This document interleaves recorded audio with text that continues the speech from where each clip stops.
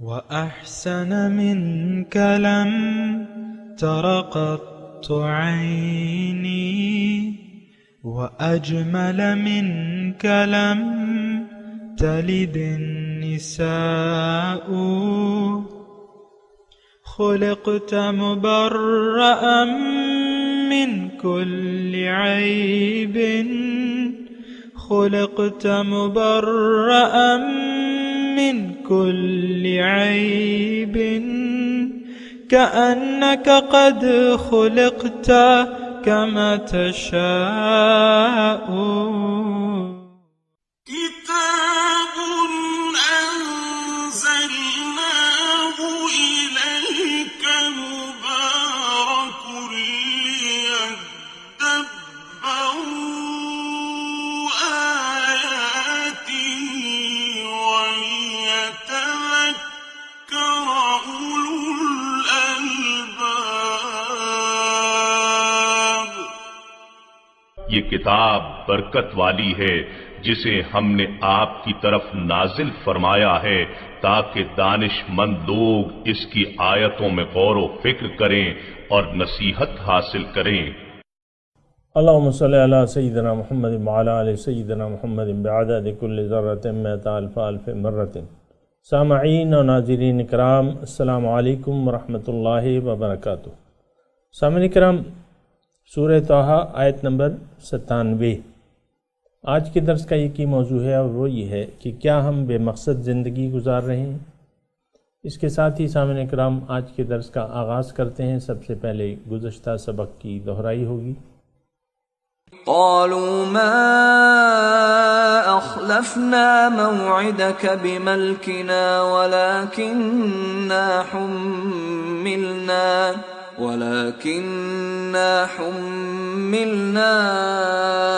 أوزارا من زينة القوم فقذفناها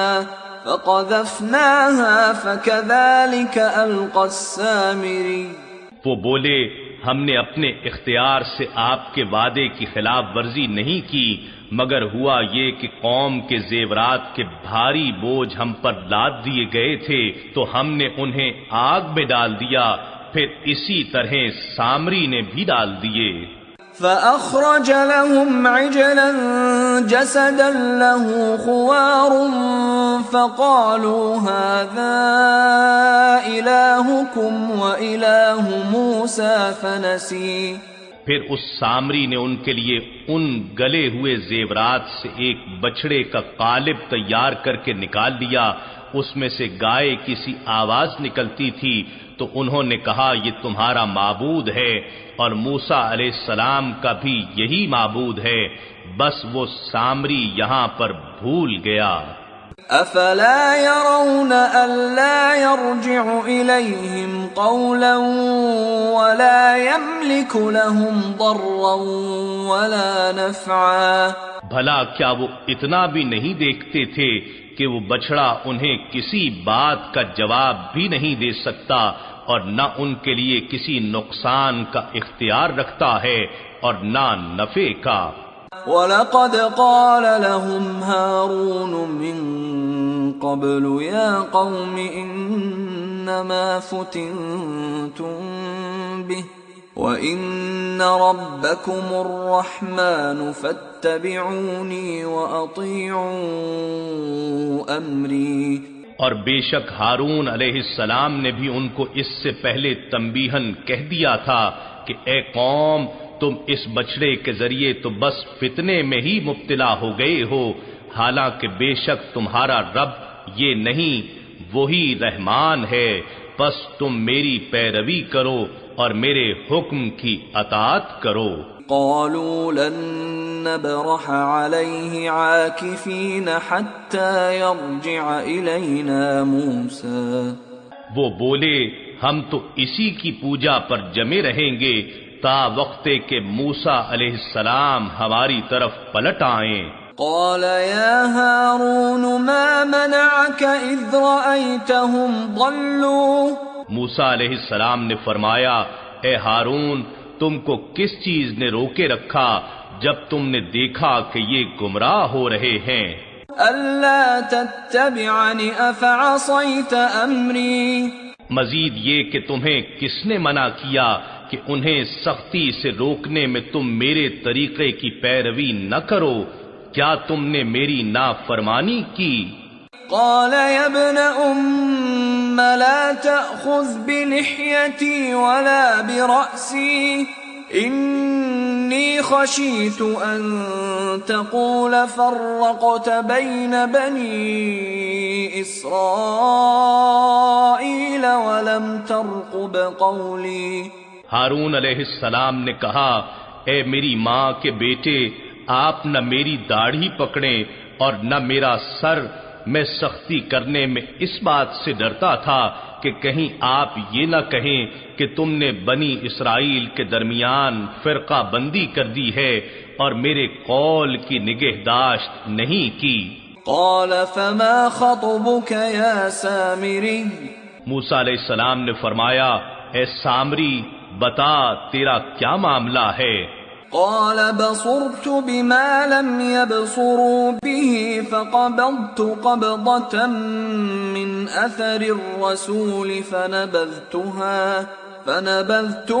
وكذلك سولت لي نفسي. اس نے کہا، میں نے وہ چیز دیکھی جو ان لوگوں نے نہیں دیکھی تھی، سو میں نے اس فرستادہ فرشتے کے نقش قدم سے جو آپ کے پاس آیا تھا ایک مٹھی مٹی کی بھر لی، پھر میں نے اسے بچھڑے کے قالب میں ڈال دیا، اور اسی طرح میرے نفس نے مجھے یہ بات بھلی کر دکھائی. سامعین اکرام، سورہ طٰہٰ آیت نمبر 97.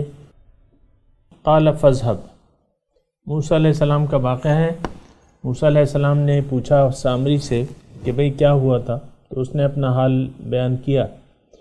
تو آج اس کا جواب ہے، موسیٰ علیہ السلام ان کو کہہ رہے ہیں فاذهب، چلے جاؤ، فإن لك في الحیات ان تقول لا مساس. تمہارے لیے زندگی میں سزا یہ ہے کہ تم لوگوں کو کہو گے کہ مجھے نہ چھوؤ. وإن لك موعدا، اور یقیناً تمہارے لیے ایک وعدے کا وقت ہے، لن تخلفہ، جس کی خلاف ورزی نہیں ہوگی. وانظر الی الہک الذی ظلت علیہ عاکفہ، اور وانظر دیکھو الی الہک، اپنے معبود کو، جس کے سامنے تم پڑے ہوئے تھے، عبادت کر رہے تھے. لنحرقنہ، اس کو میں جلا دوں گا. ثم لننسفنہ فی الیم نسفا، اور پھر اس کو دریا میں بہا دوں گا، اس کی راکھ کو یا اس کے ذرات کو. سامعین اکرام، شرک فی العبادت، شرک فی المحبت، اور شرک فی الطاعت، یہ سارے شرک کی اقسام ہیں. اور آپ کو میں نے کہا ہے کہ ہم بھی سامعین اکرام کچھ مختلف نہیں ہیں، ہم بھی مختلف قسم کے شرک میں آلودہ ہیں.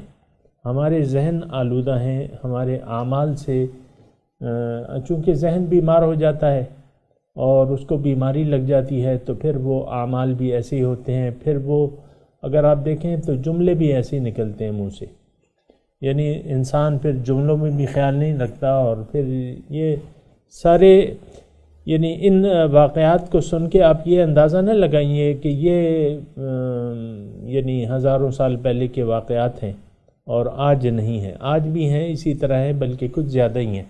سامعین اکرام، تو بہرحال وہ سامری سے موسیٰ علیہ السلام نے کہا کہ تم چلے جاؤ، یعنی اس کو دیس نکالا مل گیا، اور ان سے کہا کہ تمہاری دنیا میں سزا یہ ہے کہ تم اچھوت بن کے رہو گے، تم لوگوں کو اپنے پاس نہیں آنے دو گے. مجھے لا مساس، تم مجھے نہ چھوؤ، میرے قریب نہ ہو. وَإِنَّ لَكَ، اور تمہاری جو سزا ہے بڑی، وہ اس کی خلاف ورزی نہیں ہوگی، وہ تمہیں بہرحال ملے گی. اور تم اپنے معبود کو دیکھو میں اس کے ساتھ کیا کرتا ہوں، جس کے سامنے تم پڑے ہوئے تھے، اس کو میں جلا دوں گا اور پھر دریا میں بہا دوں گا. انما الہکم اللہ لا الہ الا ہو.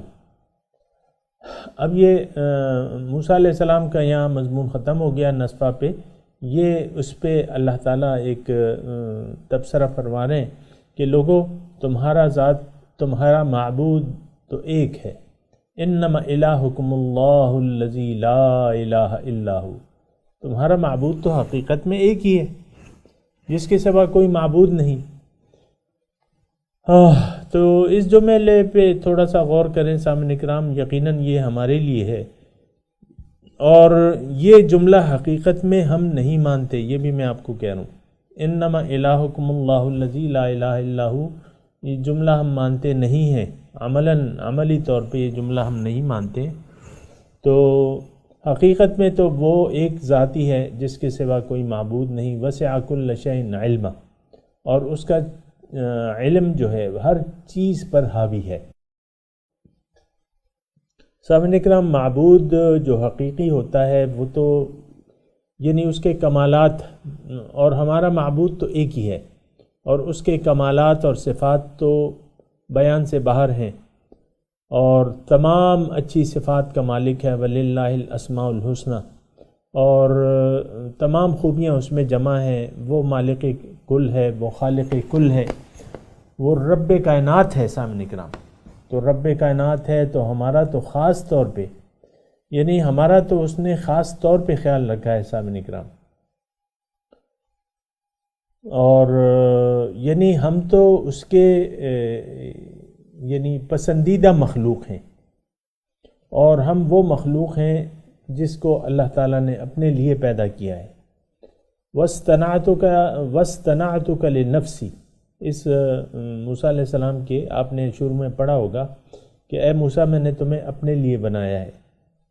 تو اگر اس جملے کو ذرا یعنی اگر آپ پھیلائیں تو حقیقت میں اللہ تعالیٰ نے ہمیں اپنے لیے بنایا ہے، جیسے کہ ہم کہتے ہیں نا کہ انا للہ و انا الیہ راجعون، ہم اللہ کے ہیں، اللہ ہی کی طرف واپس جانا ہے۔ اور آپ دیکھیں کہ جو یہ جملہ میں کہہ رہا ہوں تھوڑا غور سے سنیں، جو بھی اپنے آپ کو پہچان لیتا ہے سامنے کرام، اپنے رب کو پہچان لیتا ہے، اپنے مقصد حیات کو پہچان لیتا ہے، اپنی منزل کو پہچان لیتا ہے، اور اس منزل کو اپنی منزل بنا لیتا ہے اور اس راستے پر چل پڑتا ہے، جیسے کہ ابھی ہم نے پڑھا کہ الا من تاب و آمن و عمل صالحا ثم اهتدى، یہ ہم نے ابھی پڑھا تھا۔ تو اگر کوئی شخص ایسا ہے کہ وہ اللہ تعالیٰ کی طرف متوجہ ہو گیا سامعین اکرام، اور اللہ تعالیٰ کو اپنی منزل بنا لیا، ایمان لے آیا اللہ تعالیٰ پہ کہ ہاں اللہ تعالیٰ ہی میری منزل ہے، اللہ ہی میرا محبوب و معبود ہے اور مقصود ہے، پھر ایک نگران کی نگرانی میں اللہ تعالیٰ کے راستے پر چل پڑا، پیغمبر علیہ السلام کی اطاعت شروع کر دی، پیغمبر کے نقش قدم کو اس نے اپنا لیا، پیغمبر کے اسوہ حسنہ کو اس نے اپنا لیا، تو پھر کیا ہوگا؟ اور پھر وہ اس پہ قائم رہا تو ہوگا کیا؟ وہ اللہ تعالیٰ تک پہنچ جائے گا، اور پھر وہی ہوگا جو اللہ تعالیٰ نے سورہ قمر میں لکھ دیا ہے کہ ان المتقین فی جنات و نہر فی مقعد صدق عند ملیک مقتدر، جو متقی ہیں، اور متقی کون لوگ ہیں؟ یہی ان کی یہی صفات ہیں جو بھی میں نے آپ کے سامنے بیان کی ہیں، کہ توبہ طائب ہو جائیں، ایمان لے آئیں، عمل صالح کریں، اور راہ ہدایت پر استقامت اختیار کر لیں، یہ متقین شخص ہیں سامنے کرام۔ تو متقین کا ٹھکانہ کیا ہے؟ تھوڑا غور کریں، متقین کا ٹھکانہ جو ہے وہ جنت ہے۔ جنت کیا ہے؟ اللہ تعالیٰ کے قرب، اس کی ملاقات، اس کی معرفت کا دوسرا نام کیا ہے؟ جنت۔ تو سامعین کرام یہ ذرا غور کریں اس بات پہ۔ تو وَاصْطَنَعْتُكَ لِنَفْسِي پہ میں بات کر رہا تھا کہ اے موسیٰ میں نے تمہیں اپنے لیے بنایا ہے، اور اگر ہم یہ جملہ اپنے لیے سمجھ لیں تو یقیناً اس میں کوئی مبالغہ آرائی نہیں ہوگی، اس میں کوئی جھوٹ نہیں ہوگا۔ اللہ تعالیٰ نے ہمیں اپنے لیے بنایا ہے، اپنی طرف تمام پیغمبر اللہ تعالیٰ کی طرف دعوت دینے والے ہیں کہ بھئی تمہیں اللہ تعالیٰ نے اپنی ملاقات کے لیے بلا رہا ہے، فَفِرُّوا إِلَى اللَّهِ، چلو بھائی دوڑو اللہ کی طرف۔ ہاں، تو یہ سامنے کرام ایک نقطہ جو ہے اگر ہم محسوس کر لیں کہ وَاصْطَنَعْتُكَ لِنَفْسِي، میں نے تمہیں اپنے لیے بنایا ہے، اے انسان کامل، میں نے تمہیں اپنے لیے بنایا ہے.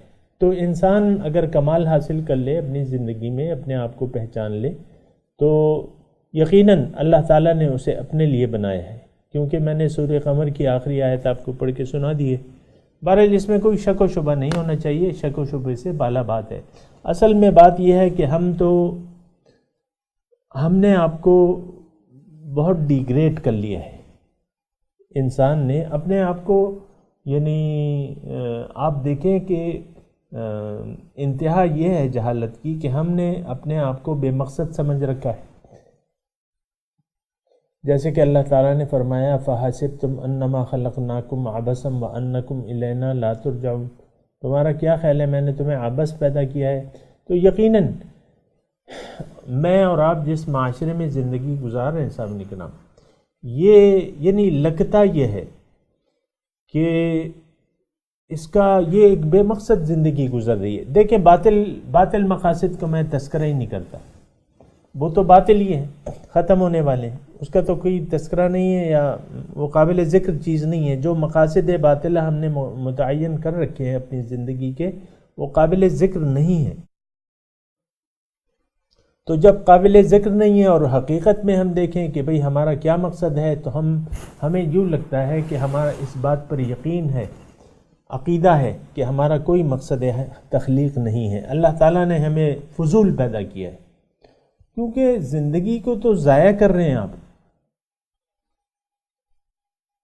یہ میں تھوڑی سی اگر مثال میں بتاؤں آپ کو کہ ایک دکاندار ہے بڑے، اس کی وہ ہے سپر مال ہے، اس نے کراچی میں یہاں مطلب مال اس کا مردان میں ہے، اس نے کراچی میں خریداری کرنی ہے اپنے مال کے لیے، مختلف چیزیں وغیرہ جو بھی ہیں. تو وہ اپنے مینیجر کو، جنرل مینیجر کو بھجوا دیتا ہے کہ تم جاؤ کراچی،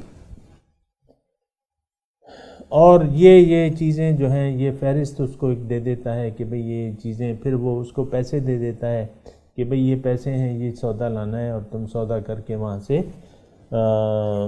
بائی ٹرک ہمیں بھجوا دو.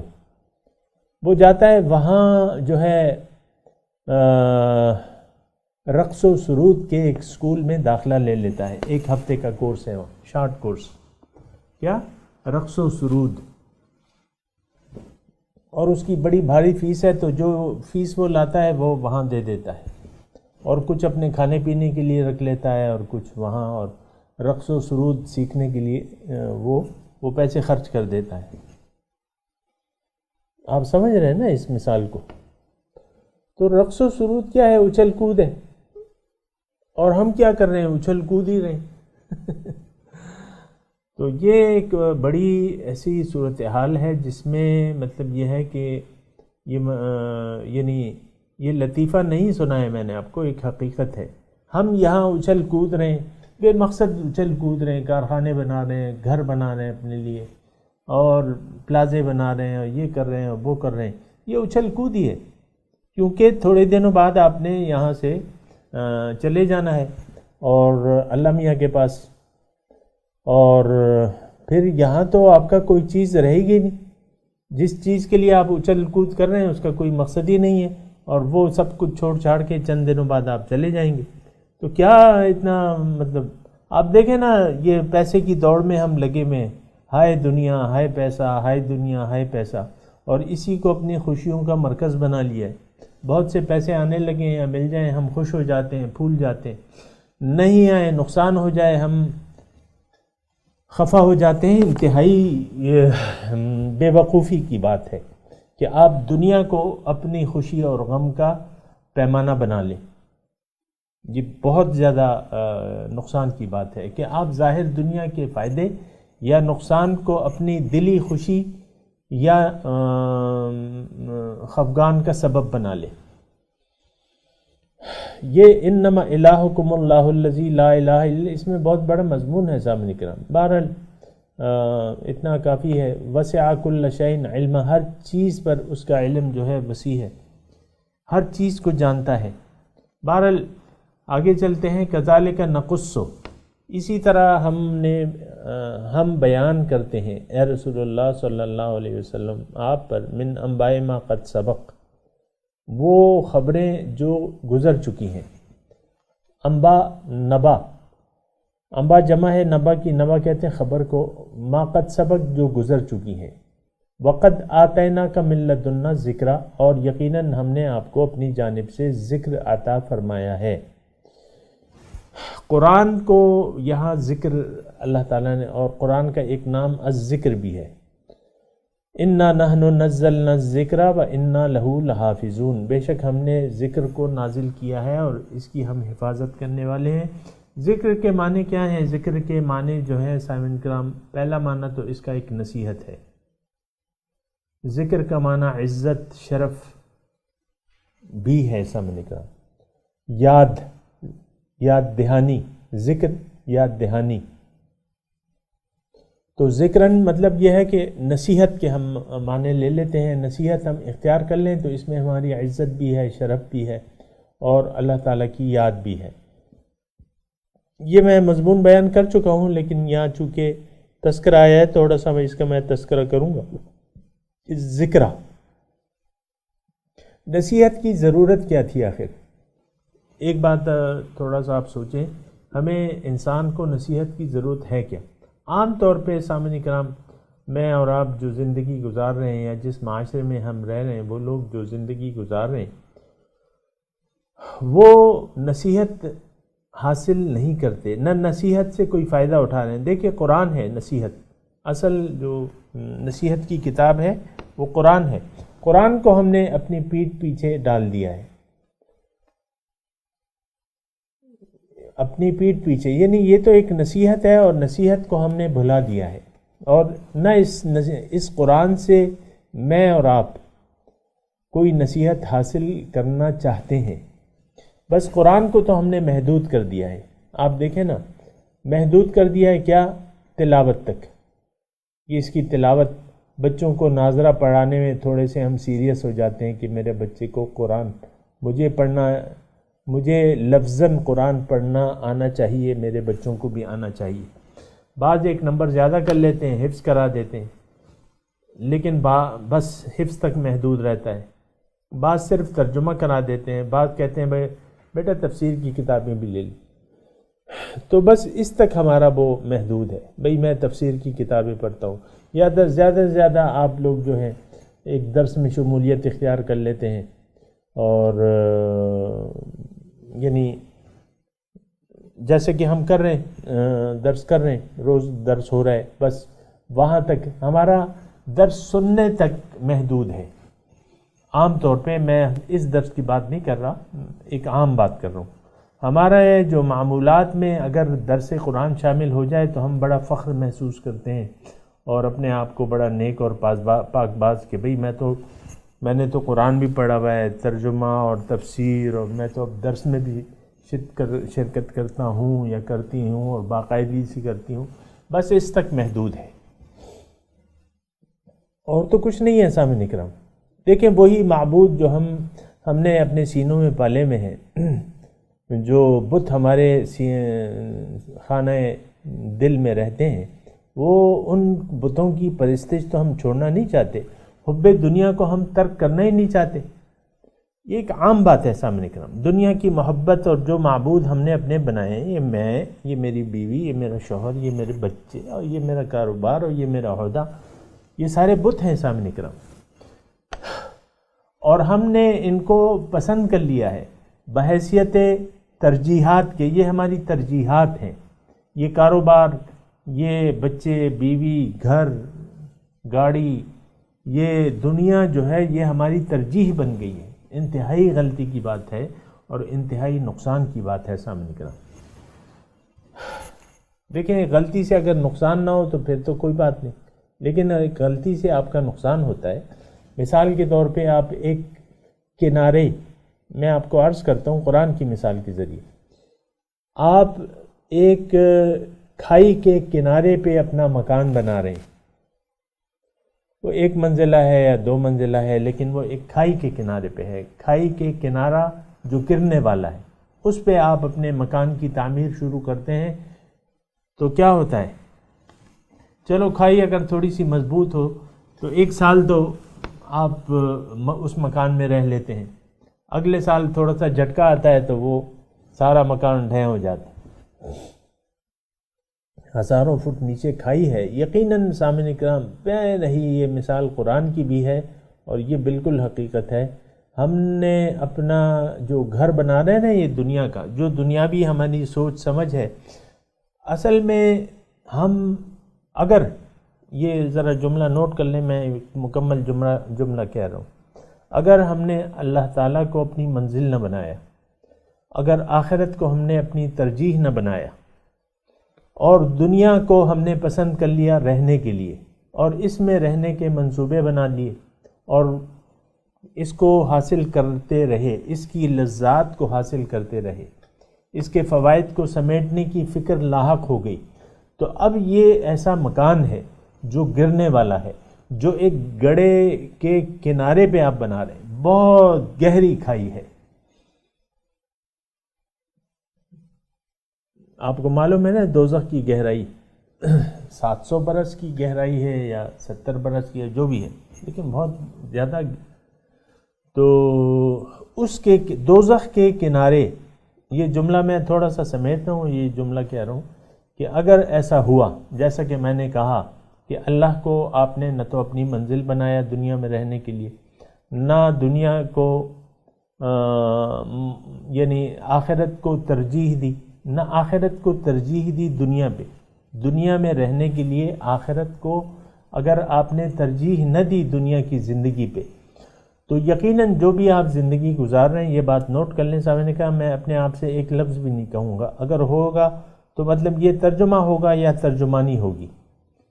تو ایسی زندگی جو ہے، یہ جو کچھ بھی ہم کر رہے ہیں، یہ ہم اپنا ایک گھر بنا رہے ہیں ایک دوزخ کے کنارے پہ، ایک یا ظاہری دوزخ کو چلیں ایک طرف رکھ دیں، ایک گہرے گڑھے کے کنارے پر ہم اپنا گھر بنا رہے ہیں جو آخر کار گرنے والا ہے۔ فَانْهَارَ بِهِ فِي نَارِ جَهَنَّمَ عَلَى شَفَا جُرُفٍ هَارٍ فَانْهَارَ بِهِ فِي نَارِ جَهَنَّمَ، یہ الفاظ ہیں اللہ تعالیٰ کے۔ ہاں تو بہرحال اللہ تعالیٰ فرما رہا ہے کہ یہ ذکر میں نے نازل کیا ہے، یہ واقعات میں بیان کر رہا ہوں، اور واقعات میں کیا ہے؟ اس میں سبق ہے۔ یہ آپ کو میں نے بتایا ہے کہ قرآن واقعات اور قصے کہانیوں کی کتاب نہیں ہے سامنے کا، اس کی زیادہ تفصیلات میں آپ نہ جایا کریں کہ یہ کہاں تھا، یہ کیا ہوا تھا، یہ کیا، بھائی قرآن نے نہیں بیان کیا۔ قرآن کا مقصد تو آپ اس سے نصیحت حاصل کر لیں، تو آپ نصیحت حاصل کرنے کی بجائے یہ موشگافیوں میں تفصیلات میں چلے جاتے ہیں۔ یا اصحاب کہف مثال کے طور پہ، اصحاب کہف کہاں ہے بھئی، ہم جائیں گے، ہم دیکھیں گے، تو وہ مطلب یہ ہے کہ جو مقصد ہے وہ عبرت لینا ہے، یہ واقعات عبرت کے لیے ہیں۔ اب میں نے آپ کو بتایا نا سامنے کرام کیا ہے، عبرت کے لیے واقعہ یہ اللہ تعالیٰ نے بیان کیا، خاص طور پہ یہ بنی اسرائیل کا، کہ انہوں نے بچھڑے کو اپنا خدا بنا لیا، یہ ابھی جو گزرا ہے۔ تو اب مطلب یہ ہے کہ یعنی ایک پیغمبر کی دعوت انہوں نے قبول کر لی، بنی اسرائیل تو تھے مسلمان، پھر پیغمبر علیہ السلام آ گئے، پھر انہوں نے وہ معجزات جو فرعون کے لیے تھے وہ بھی دیکھ لی، یعنی عین الیقین میں بدل گیا کہ ہاں، لیکن اس کے باوجود دیکھیں دنیا یہ سونے کے بچھڑے کی جس طرح ہم عبادت کر رہے ہیں انہوں نے اس کی ابتدا کر دی۔ بہرحال اس کا انجام تو پتہ چل گیا، لیکن یہ ہے کہ آج بھی ایسے ہی ہے سامنے کرام، تو اس سے عبرت لینے کی ضرورت ہے۔ اللہ تعالیٰ نے فرمایا یہاں آخری اس میں، انما الہکم الذی لا الہ الا ھو وسع کل شیء علما، ہر چیز پر میرا علم جو ہے وہ حاوی ہے سامنے کرام۔ تو بات یہ ہے کہ یہ جو آیت ہم پڑھ رہے ہیں، کذالک نقص علیک من انباء ما قد سبق وقد آتیناک من لدنا ذکرا، ہم نے اپنے طرف سے آپ کو ذکر عنایت فرمایا ہے، تو تو تھوڑی سی اس میں بات چیت رہتی ہے، انشاءاللہ اگلے درس میں اس پہ بات کریں گے۔ ابھی میں تلاوت کرتا ہوں، میرے ساتھ دہرائیے۔ اعوذ باللہ من الشیطان الرجیم، بسم اللہ الرحمن الرحیم۔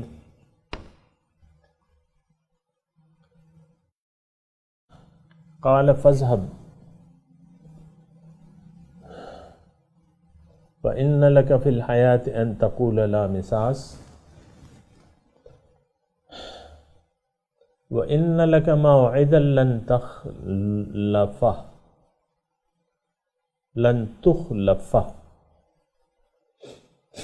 وَانظُرْ إِلَىٰ إِلَٰهِكَ الَّذِي ظَلْتَ عَلَيْهِ عَاكِفًا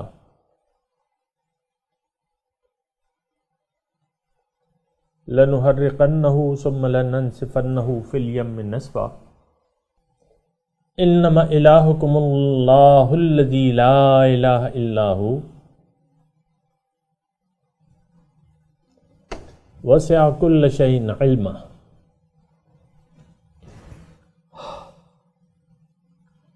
ترجمہ سنا دیجئے۔ قال فاذهب،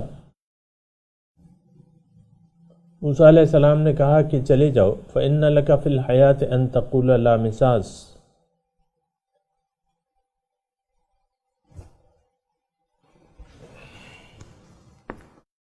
تمہارے لیے یہ سزا ہے کہ تم دنیا میں یہ کہو گے کہ میرے قریب نہ آؤ، مجھے نہ چھو۔ وَإِنَّ لَكَ مَوْعِدًا لَن تُخْلَفَهُ،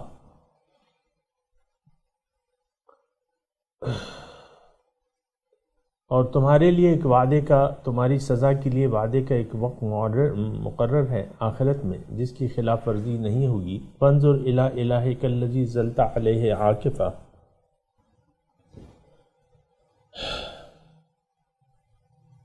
اور تم دیکھو اپنے اس معبود کو جس کے سامنے تم عبادت کر رہے ہو۔ لَنُحَرِّقَنَّهُ، ہم اس کو جلا دیں گے۔ ثُمَّ لَنَنسِفَنَّهُ فِي الْيَمِّ نَسْفًا، پھر اس کو دریا میں بہا دیں گے۔ إِنَّمَا إِلَٰهُكُمُ اللَّهُ الَّذِي لَا إِلَٰهَ إِلَّا هُوَ، بے شک تمہارا معبود تو وہ اللہ ہے جس کے سوا کوئی معبود نہیں۔ وسع كل شيء علما، اس کا علم ہر چیز پر وسعت رکھتا ہے۔ سامعین کرام، اب ان آیت کی تلاوت اور ترجمہ۔ قال فاذهب فإن لك في الحياة أن تقول لا مساس وإن لك موعدا لن تخلفه وانظر إلى إلهك الذي ظلت عليه عاكفا لنحرقنه ثم لننسفنه في اليم نسفا۔ He said, Begone, your lot in this life is to say no contact, and you have an appointment that you will not miss. Now look at your God that you remained devoted to. We will burn it up and then blow it away into the sea as powder. إنما إلهكم الله الذي لا إله إلا هو وسع كل شيء علما۔ Surely your God is God, the one besides whom there is no other God. He comprehends everything in knowledge. اس کے ساتھ ہی آج کے درس کا وقت اختتام کو پہنچا۔ انشاءاللہ اگلے درس میں ملاقات ہوگی۔ وآخر دعوانا ان الحمد للہ رب العالمین، والسلام علیکم ورحمۃ اللہ وبرکاتہ۔